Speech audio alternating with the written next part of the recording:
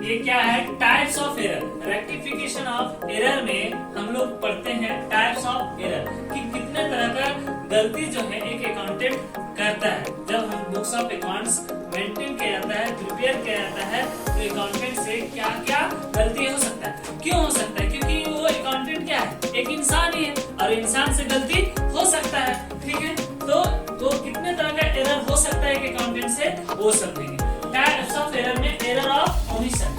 Omission का मतलब होता है ओमिटेड। ओमिटेड का मतलब छूट जाना, एक ऐसा एंट्री जो पहले हुआ और वो अकाउंटेंट एंट्री करना भूल गया। मान लीजिए किसी स्टाफ को सैलरी दिया, वो रिकॉर्ड करना ही भूल गया, या किसी को रेंट दिया और उसे एंट्री करना ही भूल गया बुक्स ऑफ अकाउंट्स में। तो इस तरह का एरर को क्या बोलते हैं, एरर ऑफ ओमिशन। ठीक है, समझ में आया होगा, आई होप सो।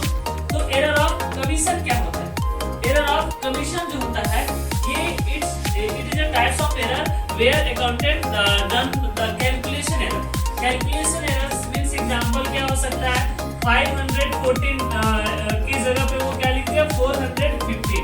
तो इस तरह से क्या हो सकता है, इंटरप्रेट करने में, टोटलिंग एरर कर, टोटल अमाउंट रिप्रेजेंट करने में, मतलब लिखने में अगर किसी तरह से गलती होता है अकाउंटेंट से, मींस क्या कि टाइपिंग क्या होता है, टाइपिंग एरर इंसान से हो जाता है। तो उस तरह से अकाउंटेंट जब बुक्स ऑफ अकाउंट्स रिकॉर्ड कर रहा होता है तो 514 की जगह 415 लिख दिया। तो इस तरह के एरर को क्या बोलते हैं, एरर ऑफ कमीशन।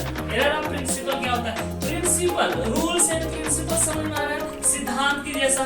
तो यहाँ पे क्या होता है, जो चीज को डेबिट में रिकॉर्ड करना है उसे हम अगर क्रेडिट में रिकॉर्ड कर दिए, सपोज यहाँ पे इस तरह से होता है कि अगर कंपनी है जो मशीन खरीदता है और मशीन खरीदेगा तो क्या है, एक एसेट्स है, लेकिन उसे क्या ट्रीट कर रहा है, एक्सपेंस की तरह। तो वो भी कहीं न कहीं क्या हो जाएगा, एरर ऑफ प्रिंसिपल में आएगा।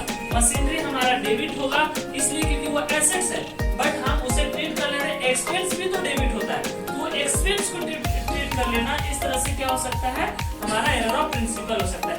डेटर है इस तरह सपोज, तो डेटर क्या है, person from whose from has to receive some amount, क्योंकि उस व्यक्ति को क्या करता है, उधार बेचा रहता है पहले और उससे पैसा लेना होता है। डेटर को डेबिट में लिखने की जगह क्रेडिट में लिख दिया, तो क्या हो गया, डबल एरर हो गया।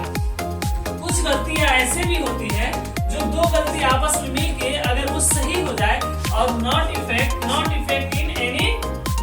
इन ट्रायल बैलेंस और balancing, not effect in trial balance, वो ट्रायल बैलेंस में उसका इफेक्ट दिख ही नहीं रहा है। डेबिट अमाउंट और क्रेडिट अमाउंट मैच कर जा रहा है, बट वो कहीं ना कहीं एक तरह से एरर है। सपोज किसी को वो क्रेडिटर था जिसको पैसा देना था 500 और एक ऐसा डेटर था जिससे 500 रुपया लेना था, तो कहीं ना कहीं ये दोनों कहीं ना कहीं आपस में अगर दोनों ही एंट्री किसी तरह से छूट जाता है अकाउंटेंट से, तो भी क्या होगा, ट्रायल बैलेंस हमारा मैच करेगा, बट वो जेन्युइनली देखा जाए तो नहीं है वो इक्वल। समझ आ रहा है बात? तो इस तरह से हम लोग टाइप्स ऑफ एरर समझे आज। इसी तरह से हमारे चैनल में बने रहिए, आगे भी छोटा छोटा टॉपिक्स आपके पास आते रहेगा। आई होप सो समझ में आया हो इस चीजों को, तो थैंक यू।